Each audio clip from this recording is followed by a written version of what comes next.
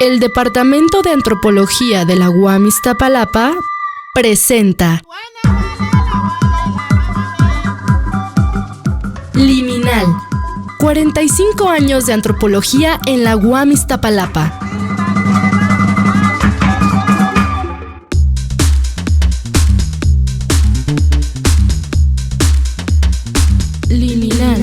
Mi nombre es Antonio Sirión, soy profesor investigador en el Departamento de Antropología de la UAM Iztapalapa. Me dedico principalmente al estudio de la antropología visual y del cine etnográfico. ¿Cómo podemos entender a la antropología audiovisual? Es una gran pregunta. Creo que primero habría que partir brevemente de qué entendemos por antropología. Y bueno, pues la antropología es una disciplina peculiar porque no puede definirse tanto por su objeto de estudio, sino sobre todo por la pregunta o la mirada que arroja sobre este objeto de estudio, que es el ser humano. La pregunta que distingue a la antropología de otras ciencias sociales y humanas es la cuestión de la identidad y la alteridad.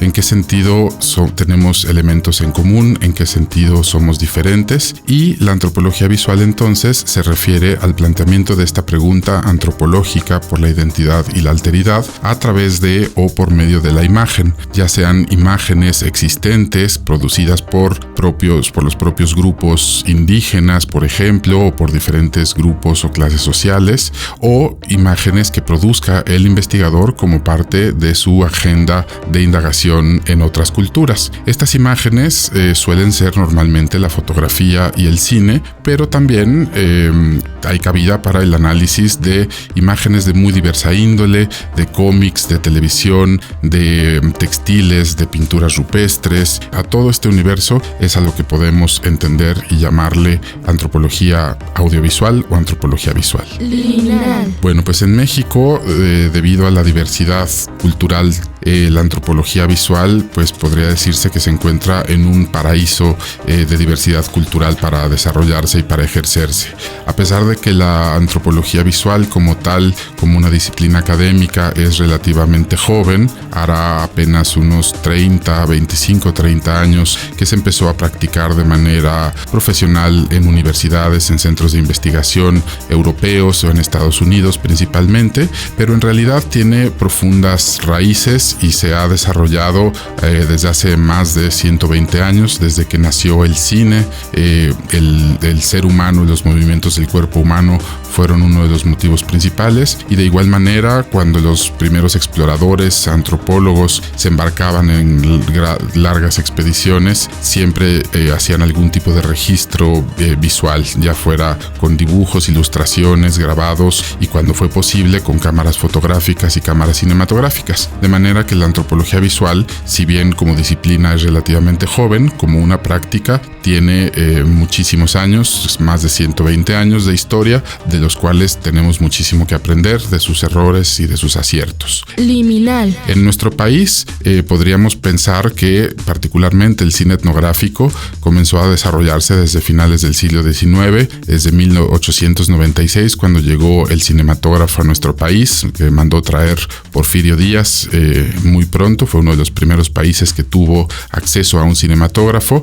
Empezaron a registrarse diferentes expresiones y manifestaciones culturales y a representarse la diversidad cultural de nuestro país. Si nos concentráramos, por ejemplo, en la población indígena, podríamos ver una evolución, todo un desarrollo de cómo se han representado los indígenas en el cine mexicano, desde que eran personajes incómodos, inconvenientes, que estorbaban un poco. Después pasamos a ver a los indios rebeldes, revolucionarios, que ya estaban levantados en armas. Después pasamos por un cine indigenista, donde se veía a los indios como manipulables y que era necesario transformarlos en ciudadanos modernos que dejaran atrás sus costumbres primitivas, y este era un cine muy de Estado, un cine de propaganda. También vimos cineastas independientes como Nicolás Echavarría, por ejemplo, que tienen toda una producción enfocada en la vida espiritual y el misticismo de los pueblos indígenas.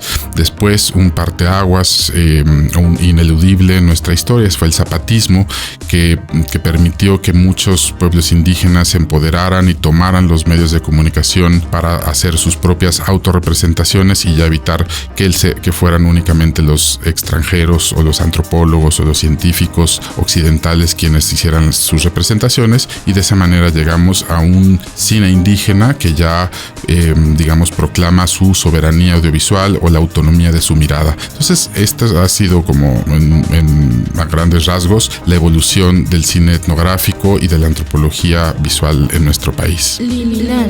Gracias al trabajo y al legado del doctor Scott Robinson, que fue un pionero en la antropología visual en nuestro país, él de origen norteamericano, pero que se estableció en México y llegó a nuestra UAM hace bastantes años, pero a él le debemos la idea original de formar un laboratorio de antropología visual que coadyuvara en la formación, en la investigación y en la producción de materiales relevantes para los antropólogos, tanto para los estudiantes como para los profesores, un lugar que brindara servicios básicos de registro, de documentación, de fotográfica, fílmica, auditiva también, de los diferentes pueblos indígenas o grupos urbanos que estudiamos en el departamento. Y entonces, pues este laboratorio fue realmente pionero, uno de los primeros, si no es que el primero en México, y después, ha servido también de ejemplo para muchos otros laboratorios y centros de formación, de investigación y de producción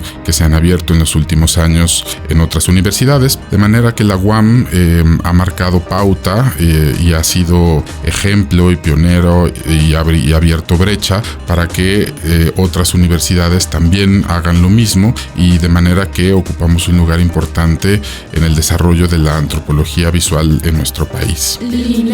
Actualmente hay tendencias bastante claras y bastante marcadas y nuevos horizontes en la antropología visual, no solamente en México, sino también en otros países. Por un lado, tenemos el llamado cine etnográfico sensorial, que sobre todo pone el énfasis en el cuerpo y en los sentidos como nuestro principal vehículo para conocer y para enfrentarnos a otras culturas.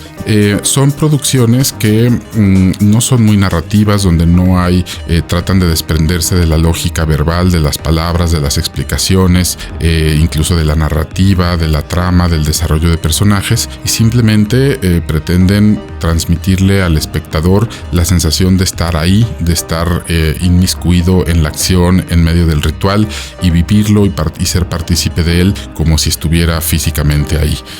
Por otro lado, hay otra tendencia muy pujante últimamente que tiene que ver con las estrategias colaborativas de investigación y de participación en las dinámicas culturales.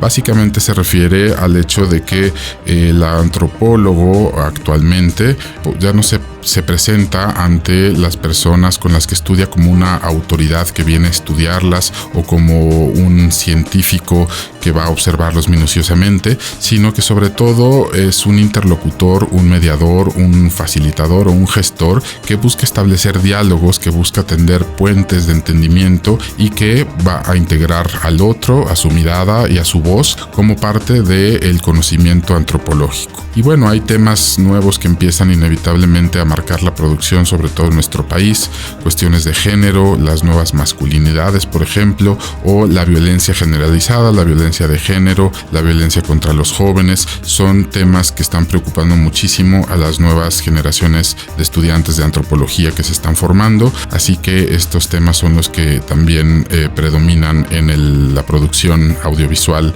relacionada con la antropología. Liminal. Mi nombre es Antonio Sirión, soy profesor e investigador en el Departamento de Antropología de la UAM Iztapalapa, y esta fue una cápsula más de la serie 45 años de antropología en la UAM Iztapalapa.